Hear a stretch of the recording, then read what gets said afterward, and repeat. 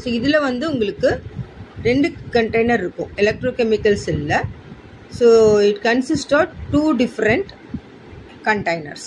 சரியா, 2 different containers. ஒரு கண்டெய்னரில் ஆனோட் டிப் ஆகிருக்கும், அதுக்கப்புறம் இன்னொரு கண்டெய்னரில் வந்து உங்களுக்கு கேத்தோடு டிப் ஆகிருக்கும். ஸோ அதனால் இங்கே வந்து நான் இந்த கண்டெய்னரில் ஆனோட் போடுறேன். அப்புறம் இந்த கண்டெய்னரில் வந்து நீங்களும் வரைங்க. அதை நீட்டாக முடிஞ்ச ஸ்கேல் அண்ட் பென்சில்ஸ் வச்சு பண்ணுங்கள். எப்போவுமே நீட்னஸ் வந்து ரொம்ப முக்கியம். பேப்பரில் ப்ரெசன்டேஷன் இருந்தால் தான் அது ரொம்ப ரொம்ப முக்கியம். அதனால நிறையா மார்க்கு வேஸ்ட்டாக போயிடும், உங்களுக்கு சரியாக வராமல் போயிடும். அதனால் ப்ரெசன்டேஷன் ரொம்ப முக்கியம். ஸோ இது ஆனோடு. சரியா, இது வந்து நம்ம ஆனோடுன்னு எடுத்துக்கிறேன். இன்னொன்று வந்து கேத்தோடு. சரியா, என்ன சொன்னேன் நான்? சார்ஜு ஆனோடுக்கு என்ன சார்ஜு, கேத்தோடுக்கு என்ன சார்ஜுன்னு சொன்னேன் எலக்ட்ரோகெமிக்கல் செல்க்கு. சொல்லுங்கள், what is the charge for anode? Anode negative, cathode positive. இதுதான் நீங்கள் சொன்னீங்க, அதே மாதிரி போட்டுருவோம். போன செல்லுக்கு வந்து anode positive, cathode negative. Electrolytic செல்லுக்கு, எலக்ட்ரோகெமிக்கல் செல்லுக்கு ஆனோடு வந்து நெகட்டிவ், கேத்தோடு வந்து பாசிட்டிவ். இது எப்படின்னா, நம்ம வந்து இந்த செல்லுக்கு நம்ம பேட்ரி கனெக்ட் பண்ணலை. இப்போ நான் என்ன பண்ணுறேன்னா, இதோட ஒரு லோடு, அதாவது ஒரு பல்பு மாதிரி பல்பு நம்ம கனெக்ட் பண்ணுறது.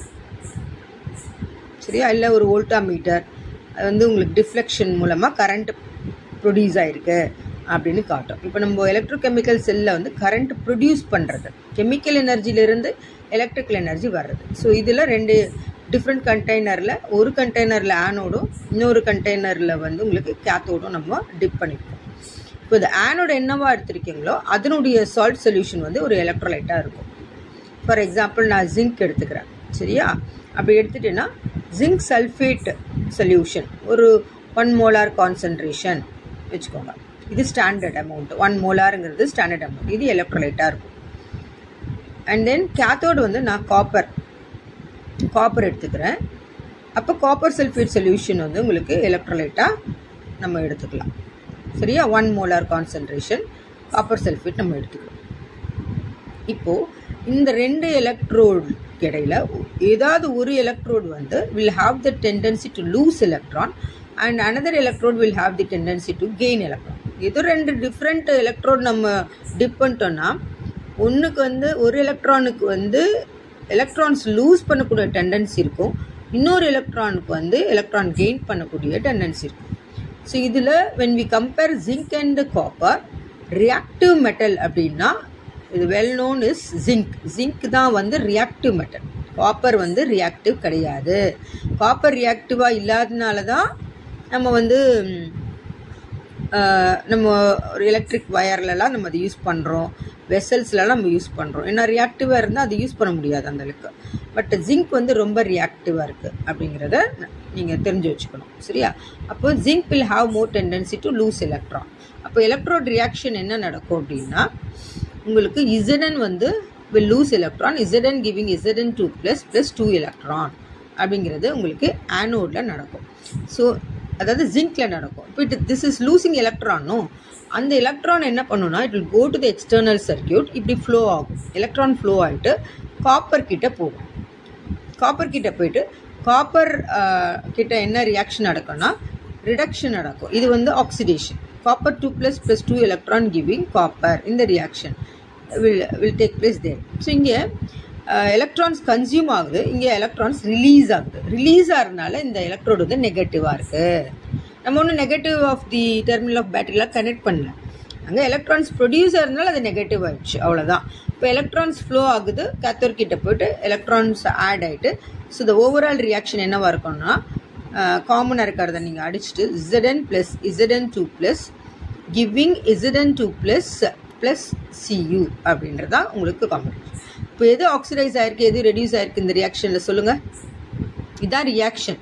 Zinc Cu2 plus giving Zn2 plus Cu. எனக்கு என்ன கொஸ்டின்னா, எது இதில் ஆக்சிடைஸ் ஆகிருக்கு, எது ரெடியூஸ் ஆகிருக்கு?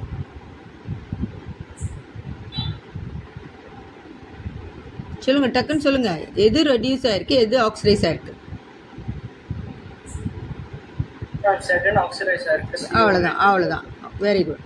Zn வந்து லூசஸ் எலக்ட்ரான், லாஸ்ட் எலக்ட்ரான், அதனால அது ஆக்சிடைஸ் ஆயிருக்கு. காப்பர் வந்து கெயின் ரெடியூஸ் ஆயிருக்கு. இன்னொன்று வந்து ஜீரோ ஆக்சிடேஷன் ஸ்டேட், 0லேருந்து 2+க்கு வந்து ஆக்சிடேஷன் சொல்லணும், 2+லேருந்து 0க்கு போகிறதுனால ரிடக்ஷன் சொல்லணும். இது வந்து ஒரு ரிடாக்ஸ் ரியாக்ஷனாக இருக்கு. சரியா? இப்போ நம்ம ப்ரீவியஸாக பார்த்த எலக்ட்ரோலைட்டிக் செல்லுக்கும் இந்த எலக்ட்ரோகெமிக்கல் செல்லுக்கும் உங்களுக்கு வித்தியாசம் தெரியும் அப்படின்னு நினைக்கிறேன். அதில் நம்ம எலக்ட்ரிசிட்டியை பாஸ் பண்ணியிருக்கோம், இதில் எலக்ட்ரிசிட்டி வந்து இது வந்து ப்ரொடியூஸ் பண்ணியிருக்கோம். ஸோ நம்ம யூஸ் பண்ணுற செல்ஃபோன் ஏன் பேர் வர்றதுக்கு, அதுவே ஒரு செல், அதுதான் ஒரு செல். அதுலேயே எலக்ட்ரோலிட்டிக்கும் இருக்குது, எலக்ட்ரோகெமிக்கலும் இருக்குது அப்படிங்கிறாங்க. ஸோ அந்த செல் ரியாக்ஷன்ஸ் வந்து இப்போ இந்த எலக்ட்ரான்ஸ் இந்த ஜிங்க் என்ன பண்ணும், ப்ரொடியூஸ் பண்ணிட்டே இருக்கும். அந்த எலக்ட்ரான்ஸ் என்ன பண்ணும், எக்ஸ்டர்னல் சர்க்யூட்டில் போகும். இது இந்த டைரெக்ஷனில் எலக்ட்ரான் ஃப்ளோ ஆகுச்சுன்னா இந்த டைரெக்ஷனில் எலக்ட்ரிசிட்டி கரண்ட் வந்து flow, opposite direction of electron தான் கரண்ட் வந்து ஃப்ளோ ஆகும். எப்போவுமே கரண்ட் கேத்தோட்லேருந்து ஆனோடுக்கு தான் கரண்ட்டு போயிட்டுருக்கு. ஸோ இது மாதிரி ஒரு எலக்ட்ரோகெமிக்கல் செல்லில் நடக்குது. இது வந்து இந்த செல் ரியாக்ஷன் வந்து ரிவர்சபிளாக இருக்கும். அதாவது மறுபடியும் நான் ஒரு எலக்ட்ரிக்கல் எனர்ஜி நான் இது கொடுத்துட்டே இருக்குது, பல்பு எடுத்துக்கிட்டே இருக்குது, பல்பு எரிஞ்சிக்கிட்டே இருக்குது, எலக்ட்ரிசிட்டி காலி ஆகிடும். அப்போ ஜிங்க்கு காலி ஆகிடும். மறுபடியும் எனக்கு ஜிங்க் வரணும்னா அப்போ நான் என்ன பண்ணணும், நான் எலக்ட்ரிசிட்டியை பாஸ் பண்ணணும், அது திரும்ப வரணும்னா அந்த செல் ரியாக்ஷன் வந்து ரிவர்சபிளாக இருக்கணும். அப்படி ரிவர்சபிளாக இருந்துச்சுன்னா நம்ம திரும்ப ஒரு டிவைஸை யூஸ் பண்ணலாம். புரிஞ்சுதா? எலக்ட்ரோகெமிக்கல் செல்லுடைய பேசிக் என்னன்னு புரிஞ்சுதா?